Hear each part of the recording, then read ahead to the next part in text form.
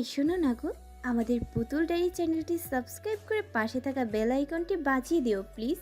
আর গল্পটি ভালো লাগলে অবশ্যই লাইক কমেন্ট করে শেয়ার করে দিও। ধন্যবাদ।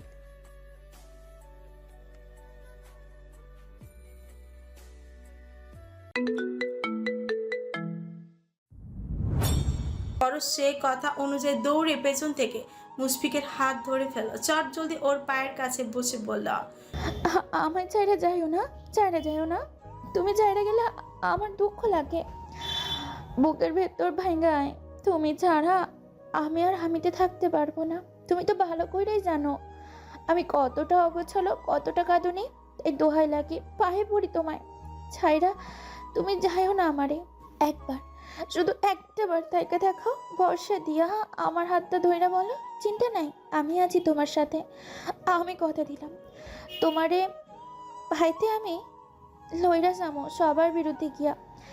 শিক্ষা নেব তোমার ভালো রাখার সমস্ত কৌশল, ঢালবো তোমার, যাতে দুঃখ তোমারে ছোঁয়ার আগে আমার সামনে দাঁড়ায়। বিদাদের কাছে চাইয়া নিমো তোমারে, সারাদিন রাত জায়গা সব গোছায়া দিমো নিজের দুই হাতে, সাজায়া নিমো চড়ুই পাখির ছোট্ট সংসারটা। মরতেই ভুইলা যাবো আমার সব অসুখ বিসুখ দুঃখ যাতনা। জানোই তো মনটা যখন ভালো থাকে তখন শরীরে অসুখ আসান করতে পারে না। আর তুমি তো আমার মনের অসুখ, তাই অসুখ সরাইতে তোমারই লাগবো, তোমারই লাগবো। তুমি একবার হাতটা ধরলে আমি সব বইলা যাবো। দোহাই লাগে আমার সাইডা যাইও না। কত অসহায়, কত হৃদয় বিদারক শোনালো সেই কথা। তার এই হৃদয় নিংড়ানো অনুভূতি পায়ে ঠেলে মানুষটা ঠিকই দিব্যি চলে যায়, তাকে আটকাতে পারে না। হাত পা ছুঁড়ে হাউমাউ করে কেঁদে উঠল পরশ। ঠিক সে সময়ই শেষে তাকে আগলে নিল সানাম চৌধুরী। বোনকে বুকে তুলে নিয়ে ভরসা দিয়ে বলল, যে ছেড়ে যেতে চায় তাকে যেতে দিও, মায়া দিয়ে আর বেঁধে রেখো না। নরবরে শিকড় উপড়ে ফেলো, ধরে রেখো না। চারপাশে শূন্যতা দেখতে পাওয়া মেয়েটা হঠাৎই যেন ভাইকে দেখে জাপড়ে ধরলো ভাইকে, ভুলে গেল সকল ভয় ডর।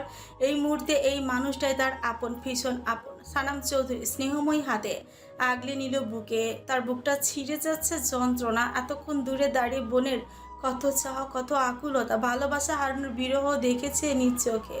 মুশফিক চলে আসার আগেই সে এখানে এসেছে, গাড়ি দূরে রেখে মাস্ক পরে ছদ্মবেশে বোনকে পাহারা দিয়েছে, জানোয়ারটার সাথে কথা বলার সুযোগ করে দিয়েছে। সে আগেই অনুমান করে রেখেছে আজ সকল সত্যির মুখোমুখি হবে তার বোন। তাই অনিচ্ছা সত্ত্বেও এই সুযোগ সে দিয়েছে, নয়তো সে যদি এখানে এসে পরশকে নিয়ে যেত, বোনের চরম সত্যিটা আর জানা হতো না। আজীবন মনে হতো মানুষটা তার জন্য ঠিকই ছিল, সারা জীবন একটা ভুল ভাবনা থেকেই যেত। যখন বোনটা কেঁদেছে সেও দূরে দাঁড়িয়ে কেঁদেছে। শেষবার চিৎকার করে মেয়েটা করা কান্না আর সহ্য করা গেল না, দ্রুত এসে আগলে নিল বোনকে। এই ফুলগুলোর গায়ে তারা একটা টোকাও দেয়নি, অথচ এই ফুলকে কত বাজেভাবে আঘাত করলো কেউ। সানাম চৌধুরীর ইচ্ছে করছে এক্ষুনি ওই জানোয়ারটার কলিজাটা ছিঁড়ে মনের খাইশ মিটি টুকরো টুকরো করতে। তবু বহু কষ্টে নিজেকে শান্ত করে স্থির রইল সানাম চৌধুরী। ওকে পরে দেখা যাবে, আগে তার বোনটাকে শান্ত করা উচিত। ভাইকে দেখে এতক্ষণের আটকে থাকা চোখের জলগুলো বিরতিহীনভাবে ঝরছে। সানাম চৌধুরী তাকে কাঁদতে দিল, মাথায় হাত বুলিয়ে দিয়ে পুনরায় বলল, জোর করে যে কারো সাথে টিকে থাকা যায়, তবে তার মনের বিরুদ্ধে গিয়ে ভালোবাসা পাওয়া যায় না। ভালোবাসা হচ্ছে অন্তরের টান, এটা জোর করে পাওয়ার জিনিস নয়। তারা যেতে চায় তাদের যেতে দাও। আসলে ওই মানুষটা তোমার নয়, যে তোমার সে এমনিতেও শত প্রতিকূলতা ডিঙিয়ে থেকে যাবে, ছেড়ে যাবে না। চট করে মাথা তুলে তাকালো পরশ, ভাঙা গলায় বলল, তুমি তুমি ঠিক বলছো ভাই, তুমি ঠিক বলছো। এরপর দূরে থাকা মুশফিকের দিকে তাকিয়ে বলল, চলে যদি যেতেই চাইছো চলেই যেতে পারো, চলে যাও তুমি। আমি আর তোমায় ধরে রাখবো না। বেশি কষ্ট হলে 21 দিনই না হয় কষ্ট পাবো। সময় ফুরলে দুঃখ কষ্ট আস্তে আস্তে ফুরিয়ে বিলীন হয়ে যায়। জানো তো, মানুষ বেশি দিন কষ্টের কথা ভেবে কষ্ট পেতে পারে না। হ্যাঁ মানছি, তোমায় ভুলতে পারবো না, কারণ তোমার ভালোবাসাটা অভিনয় হলেও আমার ভালোবাসাটা মিথ্যে ছিল না। কিন্তু বিশ্বাস করো, তোমাকে না পাওয়ার কষ্টটা আর থাকবে না। একটা সময় তুমি আমার কোথাও থাকবে না, এমনকি আফসোসও না, তোমাকে আমি আফসোসেও রাখবো না। বলতে বলতে ওর থেকে মুখ ফিরিয়ে নিল পরশ। পুনরায় গুটিসুটি মেরে আবারও ভাইয়ের বুকে আশ্রয় নিল সে। তার কথাগুলো মুশফিকের কর্ণকুড়ি ঠিক পৌঁছালো কিনা কে জানে। এই মুহূর্তে সানাম চৌধুরীকে এখানে দেখে ভয় তার কলিজা কাঁপছে, কপালে বিন্দু বিন্দু ঘাম জমেছে। দিশেহারা হয়ে তস্ত্র বেগে ছুটে বাইকে এসে বসে পড়ল। ও বসতে তন্ময় হাওয়ার বেগে বাইক টান দিল। সেদিকে বাজ পাখির তীক্ষ্ণ দৃষ্টির ন্যায় তাকিয়ে রইল সানাম চৌধুরী, যেন পরবর্তীতে এরাই তার শিকার। কোলাহল মুক্ত নিরিবিলি একটি প্রকৃতির পরিবেশ, মৃদু মৃদু দক্ষিণা হাওয়া, মন ভালো করার মতো একটি প্রাকৃতিক পরিবেশ। বোনকে এক হাতে বুকের সাথে জড়িয়ে নদীর পাশে দুর্বা ঘাসের ওপর বসে আছে সানাম চৌধুরী। পরশ এখানে মৃদু মৃদু ফোপাচ্ছে এখনো। ভাঙাচোরা বোনকে শক্ত হাতে আঁকড়ে ধরেছে সানাম চৌধুরী। তার চোখ দুটো টলটলে ঝাপসা, চক্ষুদায় উদ্ভটে টাইপ লাল, মুখে ভঙ্গিমা অস্বাভাবিক রকমের গম্ভীর। ঘাসের উপর অবহেলায় ফেলে রাখা মুঠোফোন দূরে দাঁড়িয়ে আছে আশিক, সৈকত ও তার দলবল সহ আরো অনেকে। কত মানুষ, তাও কোথাও কোনো শব্দ নেই। সবাই যেন আজ নির্বাক, বাক্যহারা। ভূতের শুনশান নীরবতা কাটিয়ে হঠাৎ করেই সানাম চৌধুরী মুঠোফোনটা শব্দ করছে, বারবার কল করছে কেউ। রিংটোন শব্দটা আজ বড় অসহ্য লাগছে সানাম চৌধুরীর কাছে। অনিচা থাকা সত্ত্বেও ফোনটা তুলে নিল সে। কল করছে রাত্রিপ্রিয়া, তার মনোহরিণী বউ। নামটা দেখেই দমে গেল সে। আজ আর তারা দেখালো না ছেলেটা। আস্তে ধীরে কল রিসিভ করলো। ওপাশ থেকে মেয়েলি অধৈর্য কণ্ঠে ভেসে আসলো, নেতা সাহেব। বইয়ের ডাকে আম্বরিক পরিণতি স্বরূপ ছোট্ট করে সাড়া দিল সানাম চৌধুরী। আজ আর মায়া করে আল্লাহ দেখি বলা হলো না, বলো বউ বা এই যাবতীয় কিছু। এই মুহূর্তে পুরুষের চোয়াল ব্যক্তিটিকে জগৎ এর কোনো কিছুই আকুল বিকুল স্পর্শ দ্বারা উপলব্ধি করছে না। আজ যেন থমকে গিয়েছে তার গোটা পৃথিবী। যন্ত্রমানব অনুভূতিতে শূন্য ব্যক্তিতে পরিণত হয়েছে মন্ত্রী সানাম চৌধুরী। প্রিয়তম পুরুষটির ওই ক্রান্তিক কণ্ঠস্বর, তার অদ্ভুত আচরণের উরু অনবিস্তস্ত হলো সপ্তদশীর উষ্ণ অন্তকরণ। ক্ষণে ক্ষণে অনবসর কণ্ঠে জানতে চাইল, নেতা সাহেব কি হয়েছে আপনার? কই কিছু হয়নি তো। আপনি ঠিক আছেন? ঠিক আছি। তাহলে আপনার কণ্ঠস্বর এমন লাগছে কেন? কেমন লাগছে? অদ্ভুত, ভয়াবহ, বিক্ষিপ্ত। আমার মন বলছে আপনি ঠিক নেই, মোটেও ঠিক নেই। বলুন তো কি হয়েছে? কোথাও কিছু হয়েছে? আমার বড্ড চিন্তা হচ্ছে। আমি ঠিক আছি তো, কোথাও কিচ্ছুটি হয়নি। তুমি অহেতুক চিন্তা করছো। সত্যিই তাই। এতদিনে এতটুকু চিনেছি আমি আপনাকে। আমার থেকেও ভালো কেউ আপনাকে চেনে, জানে? মেয়েটা না একেবারে নাছর বান্দা। কথা ঘোরাতে সানাম চৌধুরী বলল, আমাকে চিনতে জানতে তুমি বেস্ট। তারপর বলো কি করছো তুমি? দাঁড়িয়ে। আপনি? বসে আছি। খেয়েছো? না, আপনি আসলে একসাথে খাবো। কখন আসছেন? খেয়ে নাও। আমার আজকে আসতে একটু দেরি হবে, হাতে কাজ আছে। রাখছি। এই শুনুন। শুনছি, বলো। আমি আপনাকে মিস করছি নেতা সাহেব। ভীষণ মনমরা লাগছে আমার। আপনাকে সচক্ষে না দেখা অবধি একদম শান্তি পাবো না। আমি কাজ টাজ বুঝি না, আপনি দ্রুত বাসায় চলে যান। আচ্ছা, আসবো এখন। বাই।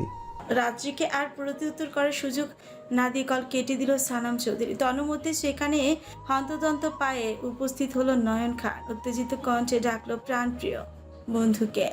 আচমকা অপ্রত্যাশিতভাবে বন্ধুর কণ্ঠস্বর কর্ণকুহরে পৌঁছাতেই সেদিকে একবার বিলুপ্ত দৃষ্টিতে তাকায় সানাম চৌধুরী।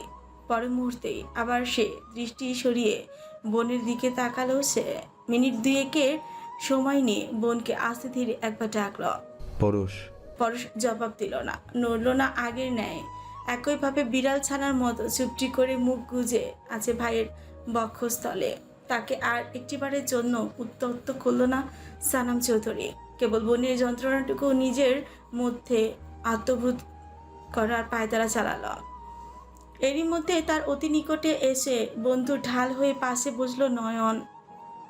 আপাত মস্তকে একবার চোরা চোখে পরশকেও পর্যবেক্ষণ করে নিল অবলীলায়। দুশ্চিন্তায় ঘামে ওর পরনের সাদা শার্টটা ভিজে চপচপে হয়ে আছে। আবির্ভাব জুড়ে রয়েছে দুশ্চিন্তা, উদ্বেগ, উত্তেজনা। কিয়ৎক্ষণ পূর্বে আদালতের কাজ শেষ করে বাড়ির দিকে রওনা হয়েছিল নয়ন। ঠিক সেই সময় তাকে কল করে আশিক ভাইয়ের অনুমতি ছাড়াই তাকে সংক্ষেপে সবটা জানাইছে। বোনের পাশাপাশি তাদের শক্তপোক্ত সানাম ভাইয়ের ভিতরটায় যে সুনামির প্রখর তাণ্ডব হয়ে চলেছে সেটা উপস্থিত আর কেউ উপলব্ধি না করলেও আশিক তীব্রভাবে উপলব্ধি করেছে, টের পাচ্ছে। কিন্তু এই মুহূর্তে অজানা এক ত্রাসের কারণে ভাইয়ের পাশে এসে দাঁড়ানোর সাহসর কোলায়নি। ভাইয়ের এমত অবস্থায় একটা ভরসাময় মজবুত হাত, বিশ্বস্ত একটা কাঁধ হিসাবে একজনকে ভীষণ দরকার। এতে যদি ভাই একটু স্বাভাবিক হয় সেই আশায় তস্ত্র সবটা জানায় নয়নকে। যদিও এর আগে সাইমন ভাইকে কয়েকবার কল করেছিল সে, কিন্তু তার ফোন বন্ধ। জরুরি এক ট্রেনিংয়ের কারণে শহরের বাইরে গিয়েছে সাইমন ভাই। ওনাকে না পেয়ে তবেই নয়নকে খোঁজ করলো ও। নয়ন তাদের আপন লোক, ভরসার লোক, বিশ্বস্ত লোক, সনম চৌধুরীর প্রাণপ্রিয় বন্ধু। ভাইয়ের পাশে এতক্ষণে মানুষটাকে ভীষণ প্রয়োজন, তাই তো আগ বাড়িয়ে তাকে খবর দিল আশিক। সবটা শুনে তাজ্জব বনে গেল নয়ন। কিয়ৎক্ষণ যেন একটা ঘোরের মধ্যে ছিল ছেলেটা। একদিকে নিগুট অপ্রত্যাশিত এক লুকোনো ভালোবাসা, অন্যদিকে প্রিয় বন্ধু। ভাবতে নিজের সাথে নীরবতায় বোঝাপড়া হিসেব মিলেতে ব্যস্ত হয়ে পড়ল সে। তার কচির জন্য খুব মায়া হল। অপরদিকে নিজের ভালোবাসা হারানোর বিরহে ত্রাসে বিষণ্ণতায় রাত ছড়িয়ে পড়ল তার বক্ষস্থলে। আবার তৎক্ষণাৎ হুঁশে ফিরতেই মাঝ রাস্তায় গাড়ি ঘুরিয়ে ওই হুল্লোস্ত কাণ্ড ঘটিয়ে বন্ধুর আশেপাশেই ছুটে আসে নয়ন। অতঃপর বন্ধুর কাঁধে ভরসার হাত রাখে, পুনরায় মোলায়েম কণ্ঠে শুধালো। হুম। তুই ঠিক আছিস? পরশ ঠিক আছে? সানাম চৌধুরী কোনো প্রতিক্রিয়া করলো না। তার এই নীরবতাই বুঝিয়ে দিচ্ছে ছুটি ঠিক নেই নয়ন, ভালো নেই আমাদের পরশমণি। যা দেখে নয়ন পুনরায় আফসোস নিয়ে পিটপিট করলো। এসব কি করে হয়ে গেল? কিভাবে হলো? এসব হওয়া কি খুব দরকার ছিল? কিন্তু মুখে কিচ্ছু বলল না ও। এ ব্যাপারে সানামকে আর প্রশ্ন করলো না। সে জানে এখন যে কেউ শত চিল্লালে সানাম চৌধুরী টু শব্দটিও করবে না। সে সব করে অনর্থক সময় নষ্ট করলো না। বুদ্ধিমান নয়ন খান সে বন্ধুর ভরসা হয়ে বলল, কত ঠিক হয়ে যাবে সব, তুই এত চিন্তা করিস না তো দোস্ত। শত বড় সড় বিপদ আপদকে সম্পূর্ণ পড়া ও অগ্রাহ্য করে বেপরা ডান পিঠে সানাম চৌধুরীকে হুট করেই আজ বড্ড ভীতু হয়ে গেল যেন। সে অবুঝের ন্যায় নয়নকে পাল্টা প্রশ্ন করল। সত্যি কি সব ঠিক হয়ে যাবে নয়ন? ঠিক হতে পারবে তো আমার বোনটা? বন্ধু কথা শুনে বড় মায়া হলো নয়নের। অগণিত ঐন্যাসিক দুরূহ ঝুঁকিতে যে মানুষটা কখনো নিজের উপর আস্থা হারায় না, সেই মানুষটা আজ খুব সহজে নিজের উপর থেকে ভরসা হারিয়ে ফেলেছে। তৎক্ষণাৎ তাকে প্রগাঢ় আস্থা দিয়ে নয়ন বলে উঠল, হবে হবে, সব ঠিক হয়ে যাবে। আমরা সবাই তোদের পাশে আছি। আমি থাকতে তোর এত চিন্তা কিসের সানাম? আমি আছি তো নাকি? বলি এক পলক পরশের দিকে তাকালো না। বিপর্যস্ত অবস্থায় চঞ্চল মেয়েটাকে পড়ে থাকতে দেখে বুকটা ছ্যাদ করে উঠে নয়নের। এতক্ষণের তার একপাক্ষিক প্রেমিক হৃদয়ের মেয়েটার প্রতি চাপা একটা ক্রোধ ছিল, কিন্তু এখন প্রেয়সীর ফোলা ফোলা লালচে চোখ, অসহায়ত্ব মুখ দেখে প্রেমিক হৃদয়ের সুপ্ত ক্রোধ হাওয়ায় মিশে গেল নিমিষেই। তার ব্যথায় ব্যথিত হলো হৃদয়। ভালোবাসা হারানোর বিরহ যন্ত্রণা কতটা যে ভারী। এতদিনে মেয়েটাকে একপাক্ষিক ভালোবেসে একটু হলেও তা বুঝেছে, অনুভব করেছে না। সেখানে ছোট্ট পরশ বাজেভাবে প্রতারিত হয়েছে প্রিয় মানুষটির থেকে। আহারে, ছোট্ট মেয়েটা না জানি কতটা মর্ম যন্ত্রণাময় আরতি বইছে বক্ষস্থলে। তার পুরুষ হৃদয়ে হুট করে সুপ্ত একটি ইচ্ছা জাগলো। মন চাচ্ছে এক ছুটে গিয়ে মেয়েটাকে নিজের বুকে লাগিয়ে নিতে, তারপর তার মায়া বিচোখ দুটোর সকল অশ্রু মুছে দিয়ে ইচ্ছে করছে গাল ছুঁয়ে বলতে ইচ্ছে করছে, তোমার খুব কষ্ট হচ্ছে কুচি? খেদো না প্লিজ, আর খেদো না তুমি। তোমাকে ভালোবাসার জন্য আমি আছি তো। একটিবার আমায় ভরসা করো, বিশ্বাস করো। তোমার সকল দুঃখগুলো একদিন সুখে পরিণত করবো আমি। সরো, হাত বাড়াও, শক্ত করে ধরো আমার হাত।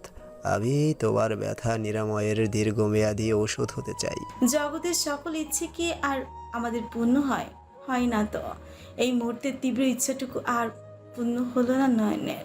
সানাম চৌধুরীর কাছে থেকে তার বোনকে ছুঁয়ে দেওয়ার সাহস হলো না নয়নের।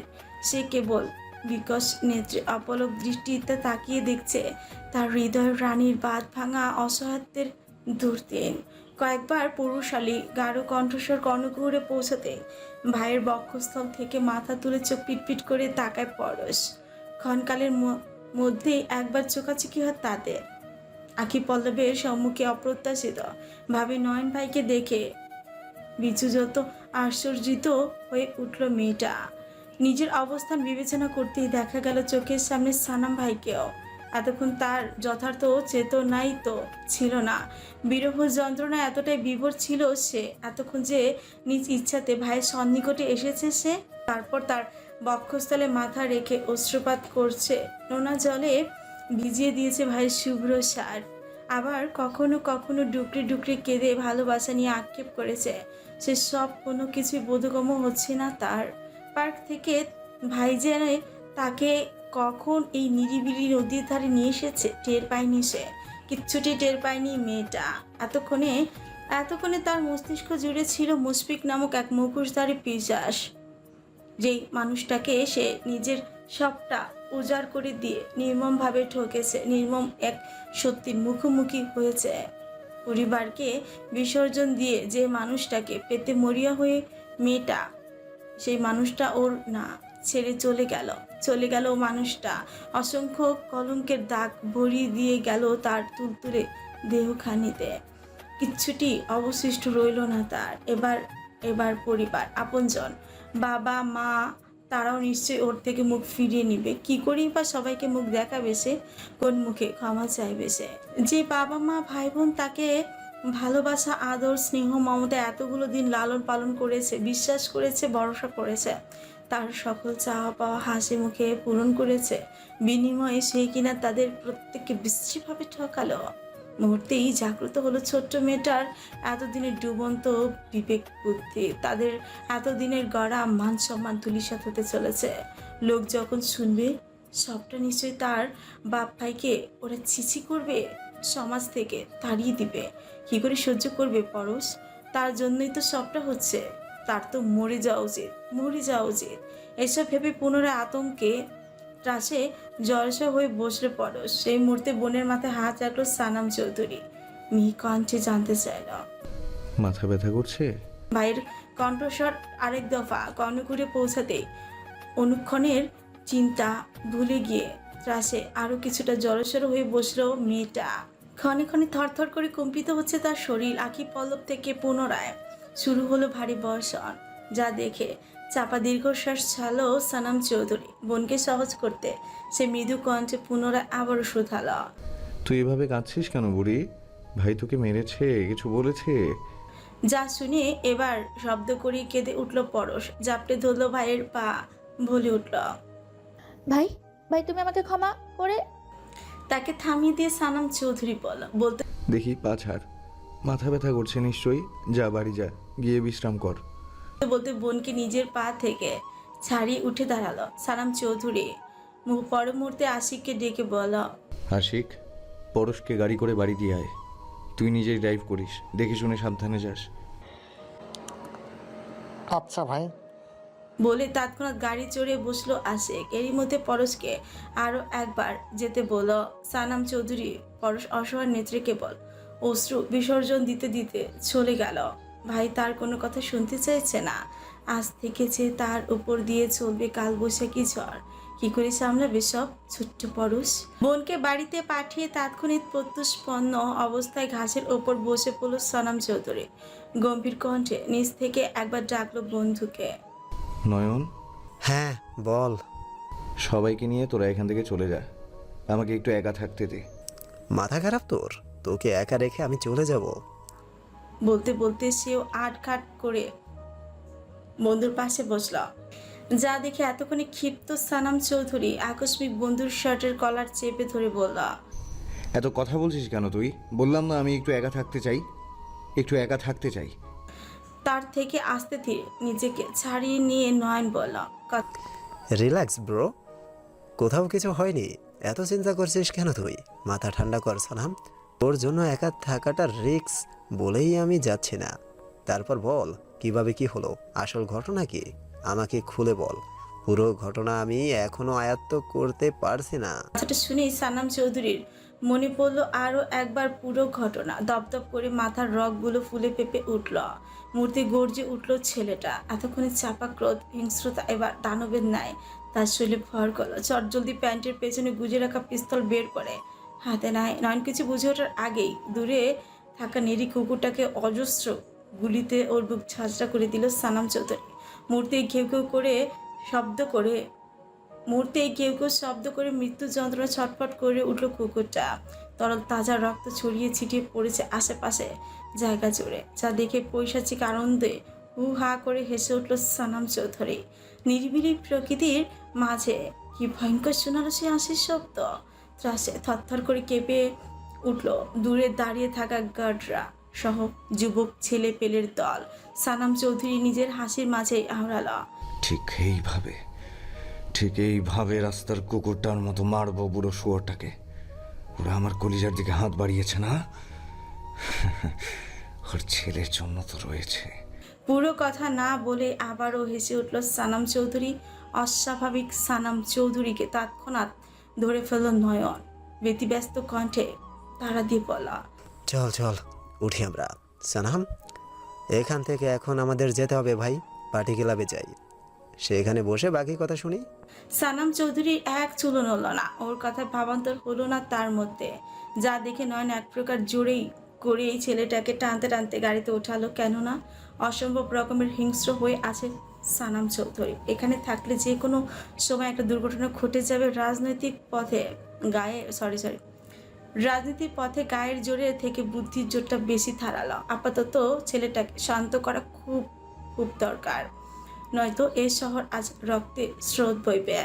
দ্বীপ্রহর লগ্নক্ষণ ইত্যবসরে গড়িয়েছে চৌধুরী গৃহে। এতক্ষণে নিষ্ক্রিয়ভাবে পৃথিকর নিঃসঙ্গ বৈকল্প। কোথাও কোনো আহ্বান নেই, সারা শব্দ নেই। এ যেন কোনো এক নির্জন আবাস। এরকম থাকার মুখ্য একটি কারণও রয়েছে। গৃহের পুরুষ সদস্যদের মধ্যে কেবল সালাম চৌধুরী ও রায়হান চৌধুরী দুই ভাই সবে নিজেদের কর্মস্থল থেকে ফিরেছে। ওনারা দুই ভাই সাফ হয়ে কক্ষে বিশ্রাম করছেন। তাদের সেবায় অব্যাহত রয়েছে বাড়ির দুই গিন্নি। সানাম চৌধুরী ও পরশ এখনও বহির্ভাগ থেকে গৃহে ফেরেনি। ভার্সিটি থেকে পা এলো মেয়েটাও। বাকি মেয়ে সদস্যগণের মধ্যে কেবল বাড়িতে রাত্রিপ্রিয়া ও তানহা। ওরা দুজন মিলে নিজেদের কক্ষে। তাই এই সময়টা সবাই সবার মতো চুপচাপ নিজ কর্মে লিপ্ত। কিয়ৎক্ষণ পর গৃহের এই অদৃশ্য নীরবতাকে ডিঙিয়ে শিক্ষা প্রতিষ্ঠান থেকে ফিরল পায়েল। এসে ফ্রেশ হয়ে নিল ও পর মুহূর্তেই কোনো এক দরকারি কাজে খোঁজ করলো ছোট্ট বোন পরশকে। বোন কলেজ থেকে ফিরল কিনা দেখার জন্য তস্ত্র পায় তার কক্ষে প্রবেশ করলো পায়েল। কক্ষ ফাঁকা, কোথাও কেউ নেই। তার মানে মেয়েটা এখনো ফেরেনি। পায়েল কাঙ্ক্ষিত মানুষটাকে না পেয়ে হতাশ হলো। অবলীলায় একবার ঘড়িতে সময় দেখে নিল। এখন সময় 2:30। এক্ষুনি হয়তো পরশ ফিরবে। তাই ও আর নিজের রুমে না গিয়ে পরশের রুমেই বসে অপেক্ষা করতে লাগলো। পরে তন্মধ্যে একবার হয়তো পুরো কক্ষে চোখ বুলালো পায়েল। বোনের রুমটা অনেকটাই অগোছালো লাগছে আজ। কাজের খালা বা অন্য কেউ বোধহয় এই রুমে আজ আসেনি। আসলে এরকমটা থাকতো না। পায়েল স্বভাবতই বেশ গোছালো ধরনের মেয়ে। কোনো কিছু অগোছালো, এলোমেলো, অপরিচ্ছন্ন তার চক্ষু কাটা। তাই সব কিছু পরিপাটি, ঝকঝকে, তকতকে জিনিস প্রয়োজনে কৃত্রিম আর হয়তো বসে না থেকে নিজের বোনের রুমটা গোছগাছের জন্য কাজ শুরু করলো।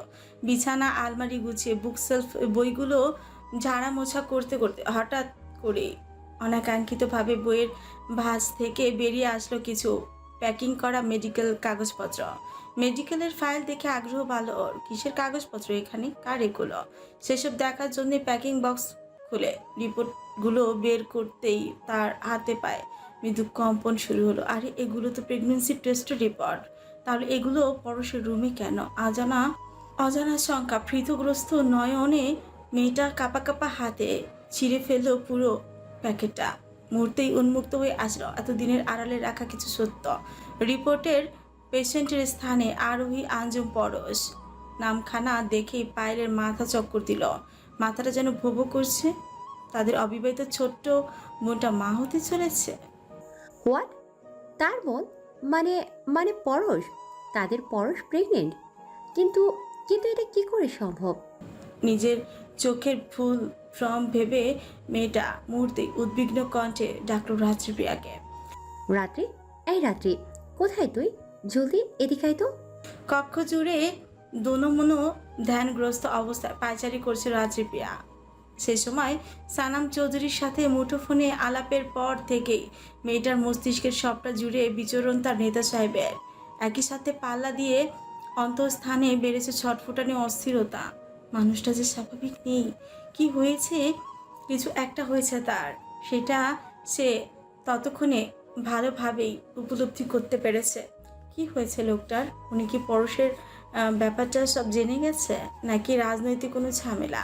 একইভাবে নানাবিধ ভাবনা কারণ হিসেবে নিজের সাথে মত বিনিময় তথা বোঝাপড়া করতে চাইছে রাত্রিপ্রিয়া। আজ করতে চাইছে যথাযথ মানুষটার প্রবহন। এরই মধ্যে তাকে ক্রমাগত বিরতিহীনভাবে ডাকছে পায়েল। ওর ডাকে নিজের ভাবনার রাজ্য থেকে তৎক্ষণাৎ বেরিয়ে আসলো মেয়েটা।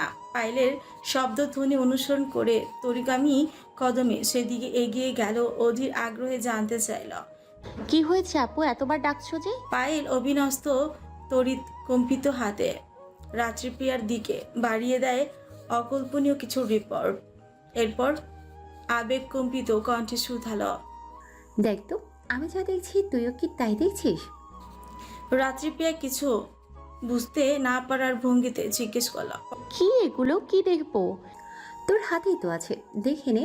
পর মুহূর্তে আগ্রহ নিয়ে কাগজগুলোর দিকে দৃষ্টি রাখতে রাত্রির মুখভঙ্গিমা পাল্টে গেল। আবির্ভাব জুড়ে নামলো ঘন আধার। বক্ষস্থলে থেকে চিরে বেরিয়ে আসলো পৃথু দীর্ঘশ্বাস। নিশার হয়ে কেবল দাঁড়িয়ে রইল সে। মেয়েটাকে চুপচাপ দাঁড়িয়ে থাকতে দেখে তাকে তাড়া দিয়ে পায়েল বলল। কি হলো তোর? কিছু বলছিস না যে? কি বলবো? মেয়েটার নির্বোধের মতো পাল্টা প্রশ্ন শুনে বিরক্ত হলো পায়েল। বলল, কিছু দেখছিস? হ্যাঁ তার মানে এটা সত্যি, আমি ভুল নই। হ্যাঁ সত্যি। যা শুনে তৎক্ষণাৎ মাথায় হাত দিয়ে চেয়ারে বসে পড়ল পায়েল। বিস্ময়করতা নিয়ে জানতে চাইল। তুই আগে থেকেই জানতি? কিছুদিন আগে শুনতে পেয়েছি। কিন্তু কিন্তু এটা কি করে সম্ভব রাত্রি? আমাদের পরশ? মুখ বাক্য অসম্পূর্ণ রেখেই তাকে থামিয়ে দিল রাত্রিপ্রিয়া। সতর্ক চোখে একবার আশপাশ পর্যবেক্ষণ করে হাতের রিপোর্টার সাবধানে অবলম্বন করে লুকিয়ে ফেলল। বলল, আস্তে বলো, আস্তে কথা বলো আপু, কেউ শুনে ফেলবে। ফাঁকা ঠোক গিল পায়েল। অগত্যি নিরাধার স্বরধ্বনিতে জানতে চাইল। ভাইয়া জানিস সব? জানি। তোরা সবাই তো দেখছি সব কিছু জানিস, শুধুমাত্র আমি কিছু জানি না। এসব কি করে হলো আমি তো বুঝতে পারছি না রাত্রি। আপু তুমি যেমন ভাবছো ব্যাপারটা মোটেও তেমন নয়। এই বিষয়টা বড্ড জটিল। আমি সানাম ভাই ছাড়া এখনো বাসার কেউ এসব টের পায়নি, আর কতিপয় অংশ স্বীকার করছে না। আপাতত উনি আমাকে কাউকে কিছুটি বলতে বারণ করেছে। কিছুক্ষণ পূর্বে বড় আপার জোরালো তেজশ্রী আহ্বান শুনে হুড়মুড়িয়ে ছুটে আসে তানহা। তার মুখে ভঙ্গিমা বেশ হাসি আসে। বড় আপাকে দেখে চঞ্চল মেয়েটা হাস্যজল ভঙ্গিতে জানতে চাইল। তুমি কখন ফিরলে আপ্পা? মুহূর্তে ক্ষিপ্ত হয়ে উঠল পায়েল। এতক্ষণে দুঃসংবাদ পরিণত হয়েছে ক্রোধে। সে তানহাকে অহেতুক ধমক দিয়ে বলল। তোকে বলতে হবে। আপার থেকে অনাদৃত ধমক খেয়ে এতক্ষণে হাসি মুখটা চুপসে গেল ছোট্ট কিশোরী মেয়েটার। বড় আপা তাকে ভীষণ স্নেহ করে, ভালোবাসে অনাকাঙ্ক্ষিত ভাবে। আপার ধমকটি মানতে পারল না মেয়েটা। সে তৎক্ষণাৎ মুখমণ্ডল আধার করে জানতে চাইল। আমার সাথে এভাবে কথা বলছো কেন বড় আপা? আমি কি করেছি? তা শুনে পায়েল মেয়েটা আগের ন্যায় কর্কশ ধ্বনিতে শুধালো। কানের কাছে এসে এত বক বক করছিস কেন তুই? তোকে আমি ডেকেছি? হুঠাৎ বড়দের কথার মাঝে ঢ্যাং ঢ্যাং করে চলে আসো। আজকাল দেখছি সামান্য ভদ্রতাটুকু তোদের মধ্যে নেই। আপার রুষ্ট কণ্ঠর কথা শুনে এবার মাথা নিচু করে কেঁদেই ফেল তানহা। সে কি এমন করেছে যার জন্য আপা তাকে এভাবে বুকছে? যা দেখে চট জলদি মেয়েটাকে কাছে টেনে রাত্রিপ্রিয়া। আস্তে ধীরে মাথায় হাত বুলিয়ে ফিসফিস করে বোঝানোর ভঙ্গিতে বলা। আসলে হয়েছে কি বনু, বড় আপা একটা সিক্রেট কারণে খুব রেগে আছে, তাই ওনার মাথা ঠিক নেই। তুই মনে কষ্ট পাস না, আপা তো আমাদের সবাইকে খুব ভালোবাসে, এখন মাথা ঠিক নেই দেখে বকাঝকা করছে। রাত্রির কথা বেশ পছন্দ হলো তানহা। সে কান্না থামিয়ে আগ্রহ নিয়ে জানতে চাইল। কি সিক্রেট বড় আপু, যার জন্য আপা এত রেগে আছেন? এসব বড়দের কথা বনু, এগুলো তোর শুনতে হবে না। তুই এখান থেকে যা এখন, কিছুক্ষণের মধ্যেই তোর প্রাইভেট টিচার আসবে, তুই একটু পড়তে বস। তানহা আর কথা বাড়ল না, চুপিসারে মুখ কালো করে নিজের রিডিং রুমে চলে গেল। বোনের এত বড় সত্যের মুখোমুখি হয়ে স্তব্ধ হয়ে বসে রইল পায়েল। তার পাশে অস্বচ্ছন্দ অবস্থায় দাঁড়িয়ে রইল রাত্রিপ্রিয়া। সে কি করবে এখন বুঝে উঠতে পারছে না। আপার কাছে দাঁড়িয়ে থাকবে নাকি নিজের কক্ষে চলে যাবে। রাত্রি যখন দোনমনা অবস্থায় ভুগছিল ঠিক তখনই সময়ই অচৈতন্য নিশ্চল অবস্থায় কক্ষের ভিড়ানো দৌড় খুলে ভেতরে প্রবেশ করলো পরশ। নিজের কক্ষে অপ্রত্যাশিতভাবে আপা ও রাত্রিপ্রিয়াকে দেখে ভীষণ ঘাবড়ে যায় মেয়েটা। কিছু বোঝার আগে তার গালে সশব্দে পড়লো দুটো থাপ্পড়। তাকে মেরেছে বড় আপা। গালে হাত দিয়ে ভাবছে পরশ। ওনারা কি সবকিছু জেনে ফেলেছে? তন্মধ্যে পায়েল কর্কশ গলায় গর্জে উঠল। এসব কি? পরশ ভীত কণ্ঠে শুধালো, বলছে কি সব বড় আপা? তুই কিছু জানিস না, এখন ন্যাকামি করছিস? ন্যাকামি? এই যে এসব। বলতে বলতে পায়েল এতক্ষণ লুকিয়ে রাখা রিপোর্টগুলো পুনরায় বের করে ছুঁড়ে মারে বোনের গায়ে। যা দেখে হুট করে মলিন মুখে হাসলো পরশ। বোনের দিকে তাকিয়ে তার ছেলের স্বরে বলে উঠল, এসব এসব ভালোবাসার প্রতিদান আপা? ভালোবাসার কলঙ্ক বুঝে আজ আমার বোনের সারা গায়ে। বোনের ব্যঙ্গ করা বাক্য শুনে সাথে সাথে মাথা নিচু করে নিল পরশ। যা দেখে পায়েল আরেক দফা ক্রোধাদীপ্ত অচৈতন্য ওর গালে চর লাগালো। ভিন্ন বস্তুর ন্যায় প্রশ্ন ছিল, বল, কার পাপ নিজের পেটে বাঁধিয়েছিস? তোর সে আশিকের নাম কি? নিস্তেজ শরীরে এতগুলো মারের ধকল নিতে না পেরে টলতে লাগলো পরশ। তৎক্ষণাৎ তাকে শক্ত হাতে ধরে ফেলল রাত্রিপ্রিয়া। এতক্ষণ যেন একটা ঘোরের মধ্যেই ছিল সে। কি থেকে কি হয়ে গেল বুঝে উঠতে কয়েক মুহূর্ত সময় লাগলো ওর। বুঝতে পেরে পরশকে নিজের কাছে আড়াল করলো, পায়েলকে বাধা দিয়ে বলল, কি করছো আপু, মেয়েটা অসুস্থ। তুই চুপ কর রাত্রি, ওর তো মরে যাওয়াই উচিত। ও কি আমাদের মান সম্মান একটুও রেখেছে? এই যে নিজের পেটে অন্যের পাপ বাঁধিয়েছে, যখন লোকে জানবে। তাকে মাঝপথে থামিয়ে পরশ আতঙ্কিত স্বরে বলে উঠল, অমন করে বলো না, অমন করে বলো না। আমার পেটে পাপ না, পাপ না। আমার বাচ্চাটা নিষ্পাপ, ও নিষ্পাপ। কিন্তু হায় আফসোস, পবিত্র হয়েও আমার বাচ্চাটা দুনিয়ার আলো দেখবে না। পরশের কথা শুনে রাত্রিপ্রিয়া ও পায়েল একে অপরের মুখ চাওয়াচাই করলো। ওর কথার অর্থ বোধগম্য হয়নি ওদের। বুঝতে না পেরে দুজনের সম্মস্বরে বলে উঠল। মানে? পরশ আর কথা লুকালো না, ভাঙা ভাঙা কণ্ঠে শুধালো, অনুরাগের ছোঁয়াতে প্রণয়ের বাঁধনে বক্ষস্থলে বেঁধেছিলাম একজনকে। এরপর এরপর আমি ভুলে গেলাম গোটা দুনিয়া, পরিবার, সমাজ, লোকচক্ষু সবাইকে উপেক্ষা করে আমি তার হতে চেয়েছি। নিজের থেকেও বেশি বিশ্বাস ভরসা করেছি তাকে। তাকে সারা জীবনের জন্য আঁকড়ে ধরে রাখতে গোপনে বিয়েও করেছিলাম তাকে। জানো আপা, এরপর মানুষটা আমার হয়েও হইল না। আসলে ওই মানুষটা কখনো আমার ছিলই না। উনি আমার সাথে এতদিন প্রতারণা করেছে। ছি, ভালোবাসা মায়া দেখিয়ে উসুল করে নিয়েছেন হিদের উদ্দেশ্য। আপা, উনি আমাকে ধোঁকা দিয়েছে, খুব বিশ্রীভাবে আমায় ঠকিয়েছে, এতটাই বাজেভাবে আমাকে ভেঙে চুরে দিয়েছে যে আমার অবশিষ্ট আর কিচ্ছু রইল না। এই আমি ভাঙাচোরা মানুষটা সারা অঙ্গে এখন কলঙ্কের দাগ। যন্ত্রণায় আমার যে দমা আটকে আসছে আপা। এই দেখো, আমার শ্বাস আটকে আসছে। মনে হচ্ছে মৃতরা আমার হাত জানি দিয়ে বারংবার ডাকছে। কথা বলতে বলতে অস্থির হয়ে ঘন ঘন শ্বাস নিচ্ছে পরশ। সম্মুখে বোনের এমন মর্মান্তিক দৃশ্য দেখে কেঁদে উঠল ওরা দুজন। বোনের কষ্ট দেখে নিজের এতক্ষণের সকল রাগ ক্ষোভ ভুলে গেল পায়েল। দ্রুত বোনকে নিজের বক্ষস্থলে আগলে নিয়ে কান্নারত অবস্থায় বোনের মাথায় হাত রেখে আফসোস নিয়ে শুধালো, এটা তুই কি করলি পরশ? কি করলি? কিভাবে এত বড় ভুল সিদ্ধান্ত নিলি তুই? এত বড় সিদ্ধান্ত নেওয়ার সময়ও কি আমাদের কথা একটিবার তোর মনে পড়েনি? এখন এখন এই বাচ্চাটার কি হবে? ওটা ফেলে দিব, ফেলে দিব? আমার ভালোবাসার ঠাঁই হবে ডাস্টবিনে। তুমি প্লিজ আম্মুকে কিছু বলো না, ওরা জানলে আমাকে মেরে ফেলবে। আমি বাঁচতে চাই আব্বা, বাঁচতে চাই। জড়ানো কণ্ঠে বিড়বিড় করতে করতে জ্ঞান হারালো পরশ। ওকে শক্তভাবে ধরে রাখলো মেয়েটা। এরই মধ্যে সেখানে উপস্থিত হলো তানিয়া চৌধুরী। অনাকাঙ্ক্ষিতভাবে ছোট মেয়েকে নিস্তেজ অবস্থায় পড়ে থাকতে দেখে চিৎকার করে কেঁদে উঠল মা অস্থির চিত্তে। মেয়ের গাল ছুঁয়ে বারবার জানতে চাইল। ও পরশ, তোর কি হয়েছে মা? ও পায়েল, আমার মেয়েটার কি হলো আমার মেয়েটার? ওনার চিৎকার কান্নাকাটির শব্দ শুনে হন্তদন্ত পায়ে ছুটে আসলো সালাম চৌধুরী, আনোয়ার চৌধুরী সহ বাড়ির সকলে। বিপর্যস্ত অবস্থায় মেয়েটাকে নিস্তেজ রিক্ত শূন্যভাবে পড়ে থাকতে দেখে ভয় পেয়ে যায় সালাম চৌধুরী সহ সকলে। সবার চোখে মুখে একই প্রশ্ন, কি হয়েছে ওর? সালাম চৌধুরী আর এক মুহূর্ত সময় নষ্ট না করে কল করলো ওনাদের পারিবারিক ডক্টর শরীফুল ইসলামকে। বাকিরা সবাই পরশকে হাতে হাতে ধরে শুইয়ে দিল বেডে। মুহূর্তে একটা জটলা বেঁধে গেল। রোকসানা চৌধুরী ও তানহা বারংবার পানি ছিটিয়ে দিচ্ছে পরশের চোখে মুখে। পায়েল হাত পা ডলে দিচ্ছে। ইতিমধ্যে মেয়েটার হাত পা যা দেখে আরো আকুলি বিকুলি করে কাঁদছে মা। রাত্রি পেয়ে কী করবে উপায়ন্তর না পেয়ে ছুটে গেল নিজের কক্ষে।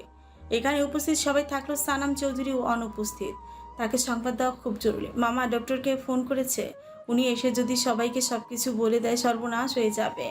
এতক্ষণ লঙ্কা কাণ্ড বাঁধানো লোকগুলো মুখ ফিরিয়ে নিবে মেয়েটার থেকে। চিন্তিত ভঙ্গিতে নিজের কক্ষের কাছাকাছি আসতে কয়েক সেকেন্ডের জন্য চঞ্চল পা থেমে গেল রাত্রি পেয়ার। ভেতর ড্রেসিং টেবিলের সামনে উদাম শরীরে দাঁড়িয়ে আছে সানাম চৌধুরী। তাওয়াল দিয়ে ধীরে সুস্থে গা মুছছে। দেখেই মনে হচ্ছে মাত্রই গোসল করে এসেছে। আকস্মিক এভাবে মানুষটাকে দেখে ভরকে গেল মস্তিষ্ক।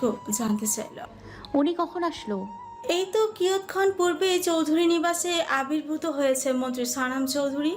রোজকার মতো এসেই অদ্য আজ আর কাউকে সমাচার নিক্ষেপণে অনুসন্ধান করেননি সে।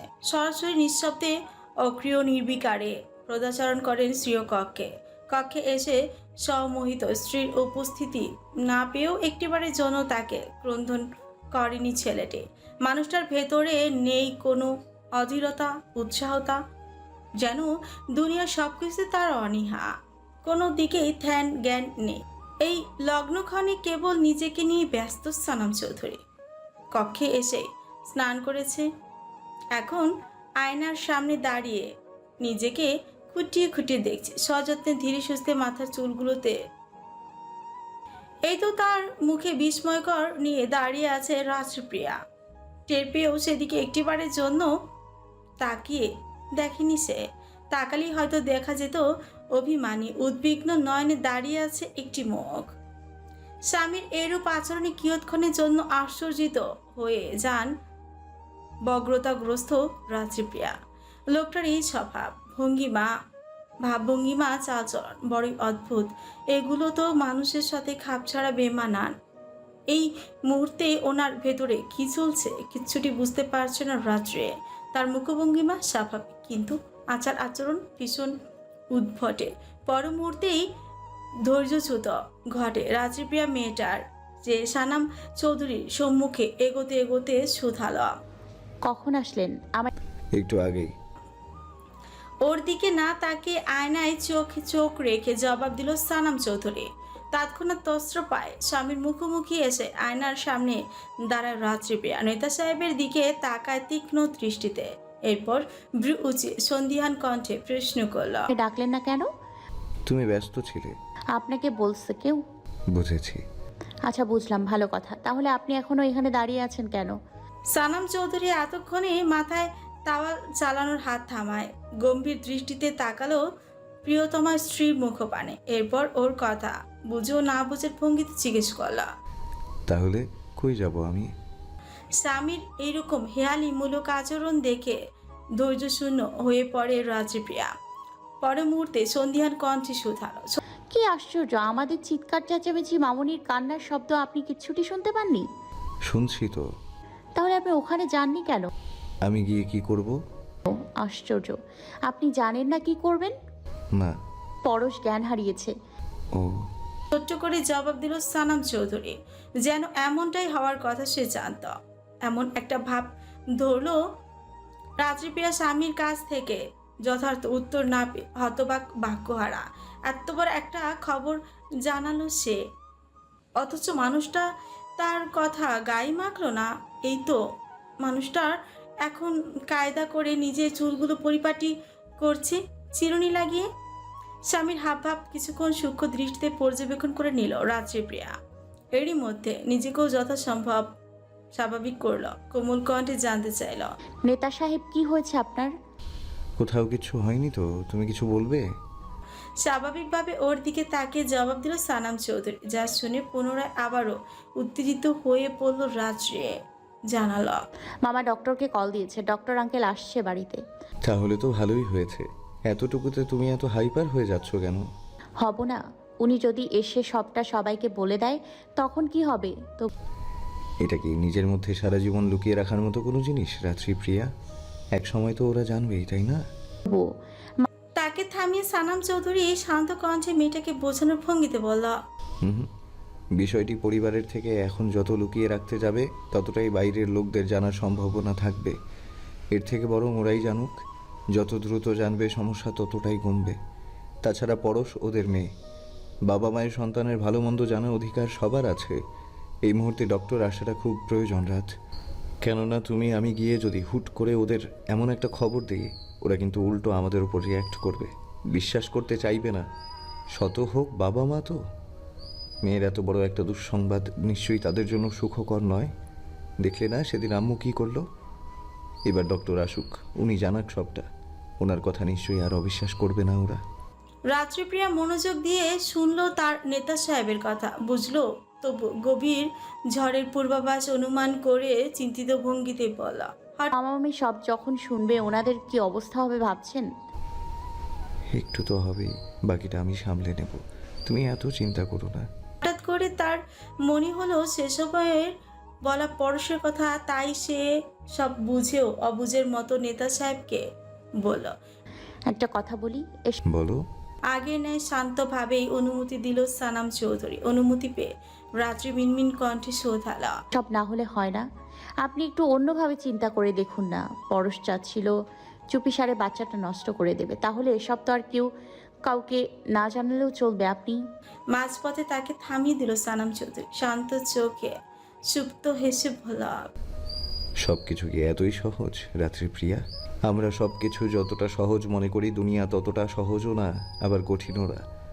তাছাড়া নিষ্পাপ বাচ্চাটার বা কী দোষ? ও তো কোনো পাপ করেনি। তাহলে ও কেন বাবা মা কিংবা আমাদের ভুলের শাস্তি হিসেবে পৃথিবীর আলো দেখা থেকে বঞ্চিত হবে? ওকে কেন সবাই মিলে খুন করব আমরা? একটা মাসুম ফুল নষ্ট করার মতো পাপ আমি কখনো করতে পারবো না রাত।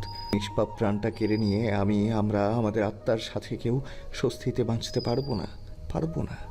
আমি আমার বোনটার ভালো করতে গিয়ে সারা জীবনের জন্য ওর চোখে খুনি হতেও পারবো না। আমি পারবো না ওর বাচ্চার খুনি হতে। এখন পরশি সব আমাদের ভয়ে ভয়ে এরকমটা বললেও একসময় ঠিকই মেয়েটা আমাদের দোষারোপ করবে। তার থেকে বরং ওই নিষ্পাপ প্রাণটা বেঁচে থাকুক, জানিয়ে ওরে পৃথিবীতে আসতে হলে অনেক বাধা বিপত্তি কাটিয়ে আসতে হবে। তবুও ও আসুক, আমি আমার বোনের পাশে আজকেই থাকবো। তবুও সেও একটা শাস্তি পাবে। নিজ ইচ্ছেতে ভুল যখন সে করেছে, ভুলের মাসুল তো একটু দিতেই হবে, তাই না? প্রিয়তম স্বামীর সূক্ষ্ম চিন্তা ভাবনা, তার বিচক্ষণ কথাবার্তা শুনে মুগ্ধ হয়ে গেল রাত্রিপ্রিয়া। তৎক্ষণাৎ হাততালি দিয়ে উঠল মেয়েটা। মাথা থেকে বেরিয়ে গেল এতক্ষণের সমস্ত দুশ্চিন্তা। আনমনা হয়ে মেয়েটা মোহিত কণ্ঠে তৎক্ষণাৎ বলে উঠল, বাবা, গ্রেট নেতা সাহেব, গ্রেট। আপনি অনন্য, আপনি মহান। আপনার মতো নিপুণ, অদ্ভুত, সুন্দর চিন্তাভাবনা এই যুগে কজনের আছে? আপনাকে যত দেখি তত বেশি মুগ্ধ হই আমি। আর কত কিভাবে আপনি আমায় মুগ্ধ করবেন? যেখানে কিছু একটা হলেই শাস্তি হিসেবে অকালে ঝরে যায় কত শত নিষ্পাপ প্রাণ। এটা পাপ জেনে বুঝেও আমরা সবাই এই খুনের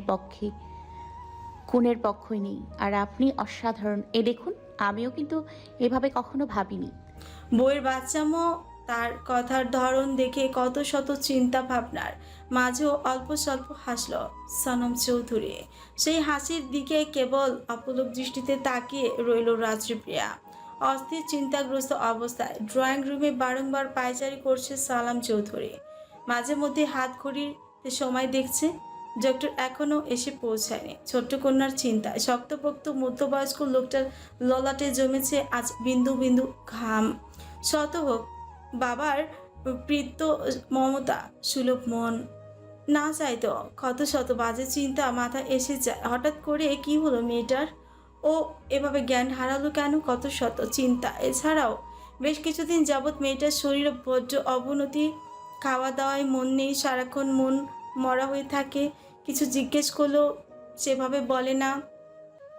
এরই মাঝে ডক্টর দেখাবে দেখাবে বলেও নানাবিধ ঝামেলার কারণে সেই বিষয়টা আর সেভাবে আমলে নেওয়া হয়নি। ডক্টরের প্রতি মেয়েটার আগ্রহ দেখায়নি, বারবার কি যেন এড়িয়ে গিয়েছে। আচ্ছা, বাচ্চা মেয়েটার কঠিন কোনো অসুখ হয়নি তো?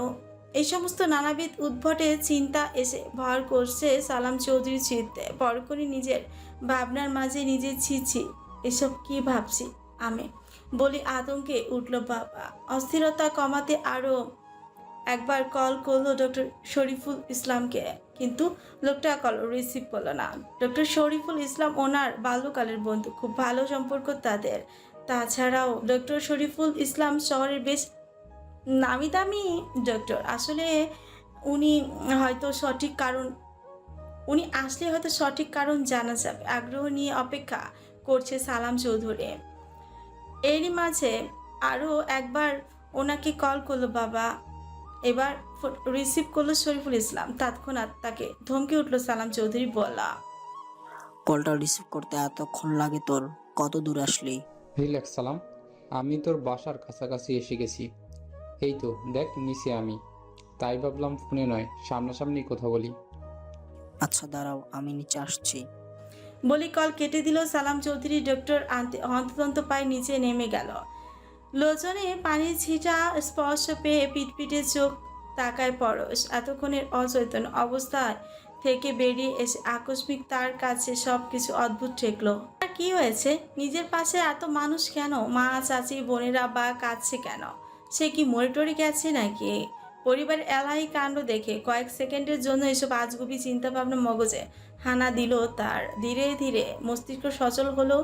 মনে পড়ে যায় সে তখন জ্ঞান হারিয়েছিল। মেয়েকে চোখ খুলতে দেখে তৎক্ষণাৎ তাকে জড়িয়ে ধরে তানিয়া চৌধুরী ও রোকসানা চৌধুরী। দুজনই সমস্যারে জিজ্ঞেস করলাম, তোর কি হয়েছিল মা? এখন কেমন লাগছে? পরশ কিছু বলার বা বোঝার আগে ডক্টর নিয়ে ভেতরে প্রবেশ করলো সালাম চৌধুরী। বাবার সঙ্গে ডক্টর আঙ্কেলকে দেখে ভূত দেখার মতো চমকে উঠল পরশ। ভয় উত্তেজনায় তার বুক ধুকপুক করছে। সে নিজেকে বৃথায় লুকাতে লুকাতে ভাঙা কঞ্চে বলল, তোমরা ডক্টর আঙ্কেলকে যেতে বলো, যেতে বলো। আমি ডাক্তার দেখাবো না। আমার কিচ্ছু হয়নি, কিচ্ছু হয়নি। দৈবাক্ত কন্যা ত্রাসিত এলোমেলো ধরনের কথা শুনে স্ফুরিত হয়ে উঠল কক্ষের সকলে।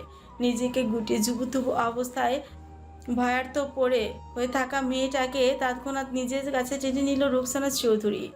তথাপি উন্মাদনা হয়ে গেলেন মা। তাৎক্ষণিক ছোট্ট মা এসে সযত্নে নিজের কোলে পরশের মাথাটা তুলে দিল। আরো স্নেহময়ী হাতের স্পর্শ দিল কন্যার ললাটে। এরপর মেয়েকে আশ্বাস দিয়ে শুধালো, ও পরশ, তুই পাচ্ছিস মা? এত ভয় কিসের তোর সোনা? আমরা সবাই তোর পাশে আছি না? ডক্টর সাহেব এসে তোকে শুধু একটু দেখবে, এই ইচ্ছা। উনি তোকে ব্যথা ট্যাথা কিচ্ছুই দিবে না।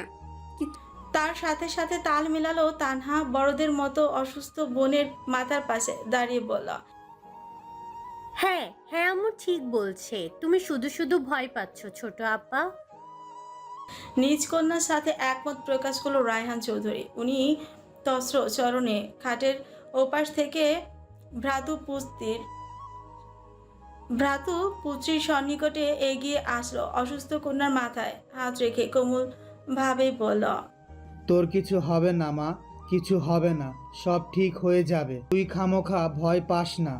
তুই আর কোনোভাবে কোনো উপায়ে কোনো কিছুই ঠিক হবার নয় ছোট আপু। আমার যা সর্বনাশ হবার তা অনেক আগে হয়ে গেছে। আমি যে বেঁচে থেকেও আজ মৃত। শরীরের অসুখ না হয় ডক্টর আঙ্কেল সরিয়ে দেবে, কিন্তু আমার যে মনের অসুখ, এ অসুখ কি করে সারিয়ে দিবে ছোট আপু? নিরাধার অঙ্গ বিনাশে বিড়বিড় করে উঠল পরশ। ওর কথা স্পষ্টভাবে বুঝতে পারল না রায়হান চৌধুরী। উদ্বিগ্ন কণ্ঠে পুনরায় আবারও জানতে চাইল। কিছু বললি মা? পরশ জবাব দিল না। তার আখি পল্লব থেকে গড়িয়ে পড়ল কিছু অবিচ্ছেদ অশ্রু, যা দেখে ব্যস্ত হয়ে উঠে দাঁড়ালো রায়হান চৌধুরী।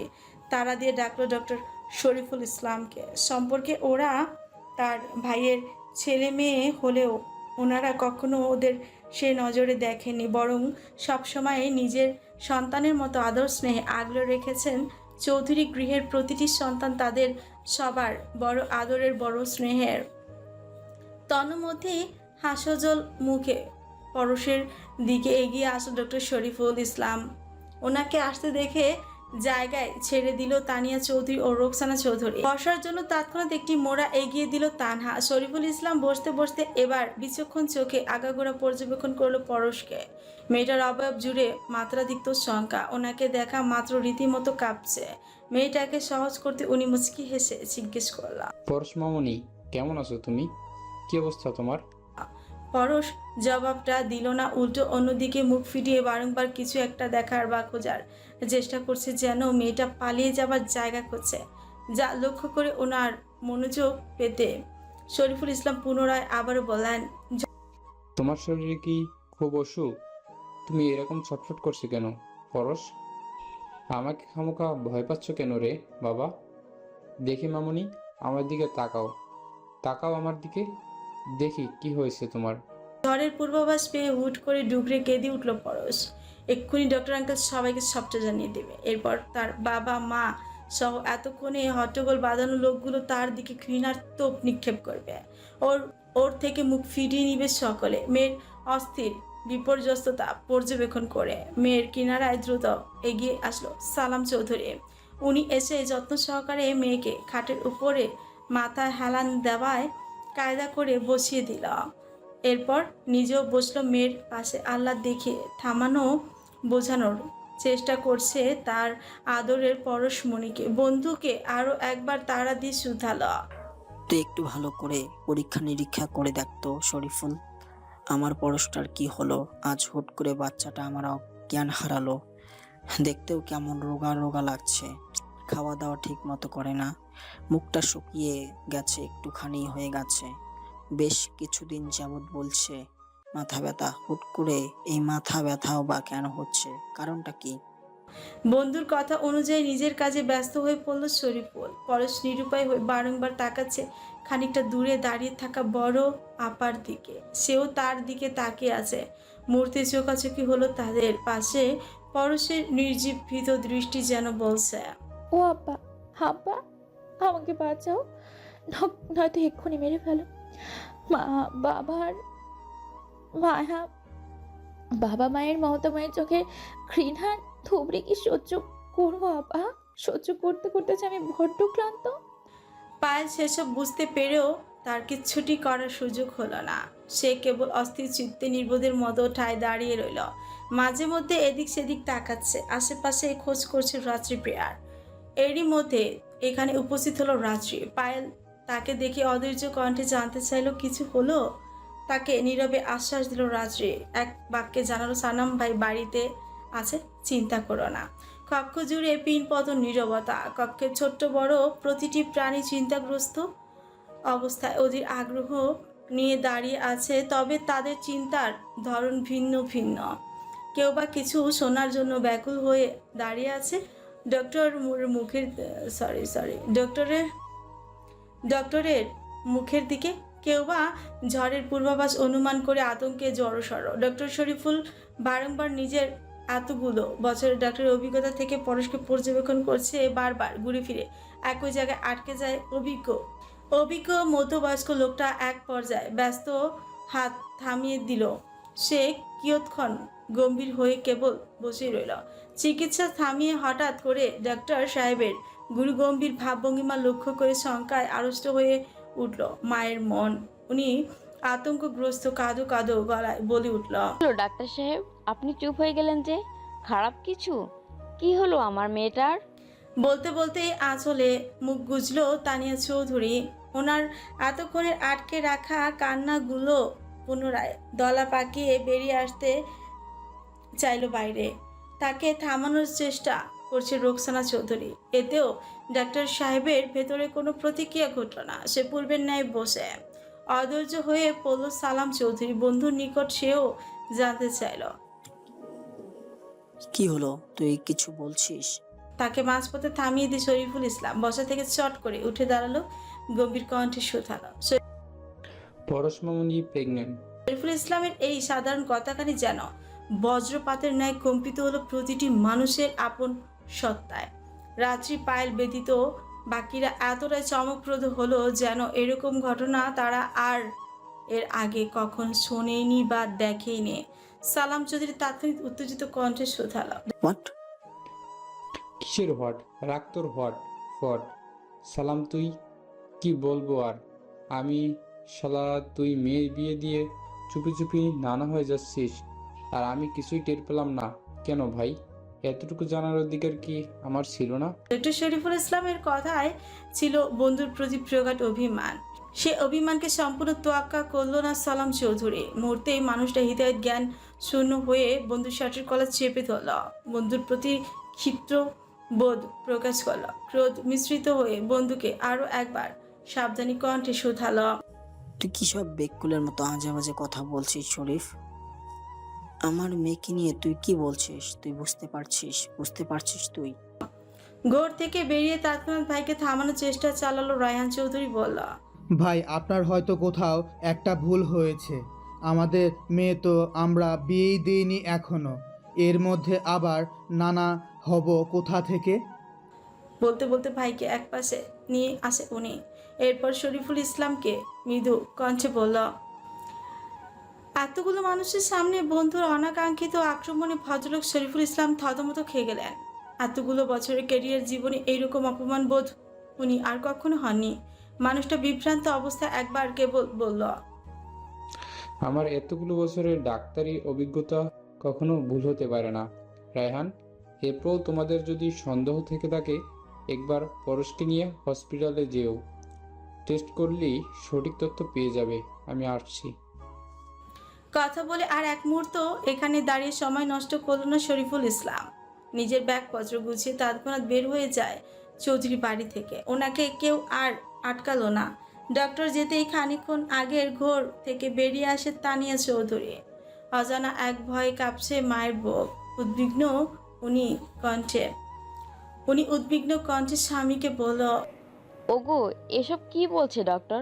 তুমি এক্ষুনি পরশকে নিয়ে হসপিটালে যাও, দেরি করো না, আর এক মুহূর্ত দেরি করো না।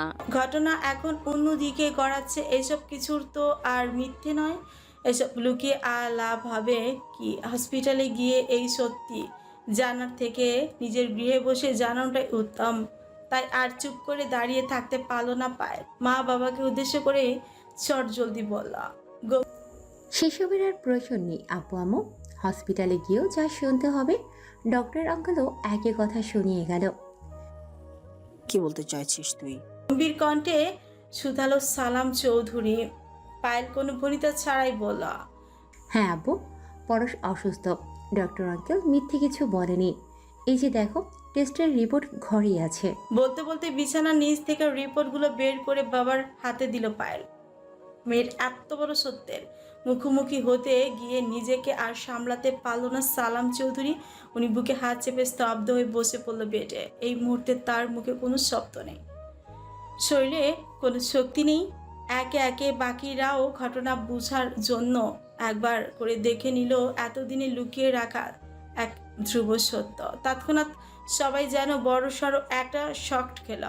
তানিয়া চৌধুরী আতঙ্কে আটকে উঠল, চিৎকার করে উঠল জোরে সোরে। রুকসানা চৌধুরী ও রায়হান চৌধুরী একে অপরের দিকে তাকে মুখ চাওয়াচাই করল, ঘটনাটা বোঝার চেষ্টা করলো, কিন্তু ফলাফল শূন্য ঠেকল। এতক্ষণ পুরোটা সময় ধরে মাথা নিচু করে বসেছিল পরশ। তার কি মাথা উঁচু করার মতো মুখ আছে? মেয়েটার আখি পল্লব থেকে নীরবে ঝরছে অশ্রু। এই দিন আসার আগে তার কেন মৃত্যু হলো না? লজ্জায় অপমানে এই মুহূর্তে মাটির নিচে লুকিয়ে পড়তে ইচ্ছে করছে পরশের। এই সময়টা তো তাদের অন্যরকম হওয়ার কথা ছিল, তার পাশে থাকার কথা ছিল তার সন্তানের বাবার। আজ এই সময়টা ভিন্ন হতে পারতো না? এই যেমন ভালোবাসার মানুষের হাত কান শক্ত করে ধরে আছে পরশ। মুশফিক বুক ফুলিয়ে তাকে তার বাবার থেকে চেয়ে নিল, জানালো তাদের প্রণয়ের কথা, তাদের লুকিয়ে রাখা বিয়ের কথা, তাদের অনাগত সন্তানের কথা। এমনটা তো হওয়ার কথা ছিল, তবে কেন তাকে মাঝপথে ছেড়ে দিল মানুষটা? এমনটা তো তার সাথে হওয়ার কথা ছিল না, একদমই কথা ছিল না। উনি কেন তার সরলতার সুযোগ নিল? কেন করলো বিশ্বাসঘাতকতা? কি দোষ ছিল ছোট্ট পরশের? ঠিক সেই মুহূর্তে মেয়ের দিকে ঘৃণিত দৃষ্টিতে তাকালো তানিয়া চৌধুরী।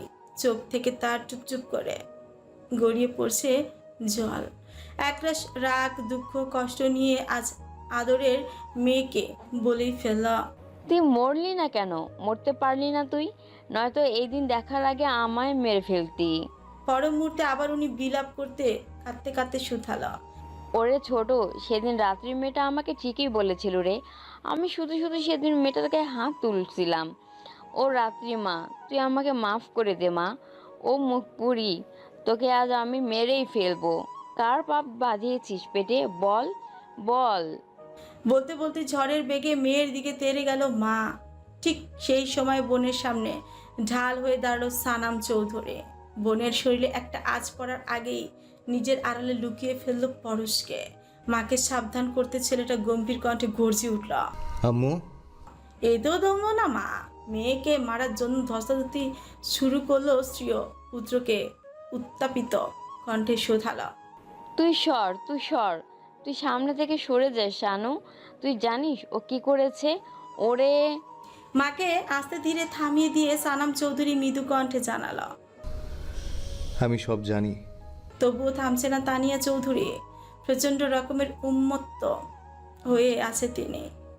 মেয়েকে আজ নিজ হাতে একেবারে মেরে ফেলার পায়তারা চালালো।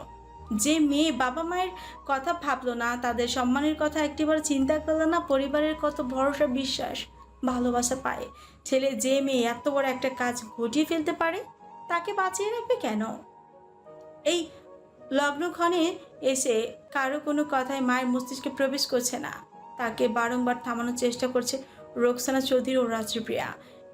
এক পর্যায়ে জবরদস্তি করতে হাঁপিয়ে পড়ল তানিয়া চৌধুরী। তার মাথায় চক্কর দিচ্ছে বারংবার, শরীর থেকে দরদর করে ঘাম ছড়ছে, প্রেশার বেড়েছে বোধ হয়।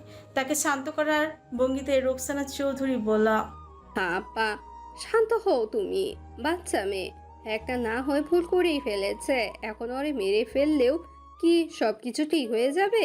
আগে কি হয়েছে ঘটনা সবটা তো শোনো। তানিয়া চৌধুরী জবাব দিলেন না কোনো। হুট করেই শান্ত হয়ে গেলেন তিনি। তাকে ধরে ধরে ওইখান থেকে নিজের কক্ষে নিয়ে গেল রোকসানা চৌধুরী।